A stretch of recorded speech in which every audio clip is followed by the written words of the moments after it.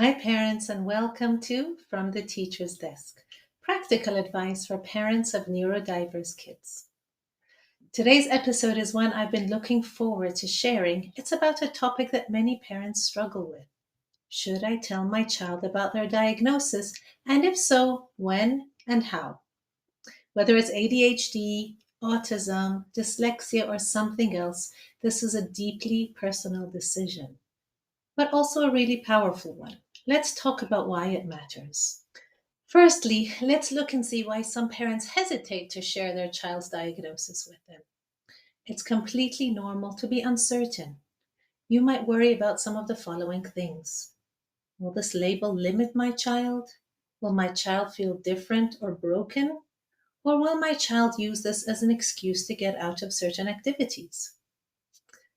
Or maybe you just don't know how to explain it in a way that they will understand. These concerns come from love, but not talking about it can sometimes create more confusion and even shame. So, why is it important to share your child's diagnosis with them? Here's the truth. Your child already knows that they are different. They know when something is harder for them than for others. They notice the extra support they need to get things done. They feel the frustration. They realize they're missing cues. When nobody explains why, children often fill in the blanks with thoughts like, I'm bad, I'm stupid, or something is wrong with me. Telling them about their diagnosis in the right way gives them language, self awareness, which is being aware of who they are, their strengths and challenges, and also builds self advocacy, which is the ability to communicate their needs with teachers and with students. For example, having to sit in front of the class to be able to focus and telling the teacher this. When should you have this talk? There is no perfect age. It depends on your child's maturity and curiosity, but don't wait until the teenage years. Start early and start small. This is a conversation that is ongoing and will grow as your child grows. Let your child's questions guide you and always use age appropriate language.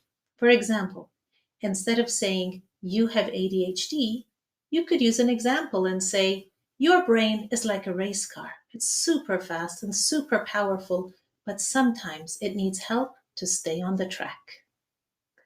Here are some tips on how to discuss this with your child. Number one, be positive and honest. Share your child's strengths as well as their challenges because both are real. Number two, use stories or examples. There are some amazing children's books, adult books, and videos that help explain learning differences. And this could be a really effective way to help your child understand this. Number three, normalize neurodiversity. Tell your child, everyone's brain works differently, and this is just how yours works best. Number four, emphasize support. Tell your child, we can find out how to help your brain shine, and your teachers can help us. And lastly, stay open. Let your child express emotions, even if it is anger, frustration, or sadness. Most importantly, let them know you are not broken. You are wired differently, and that brings so many good things and makes you the unique and wonderful person that you are. Always keep the door to this conversation open. Don't feel like you have to say it all at once. This conversation will evolve as your child grows. Keep the tone curious, compassionate, and shame free. If you're not sure how to begin, you could start with a simple, have you ever wondered why reading feels hard for you? Or, did you know that your brain has a very special way of working? Thanks for being here today.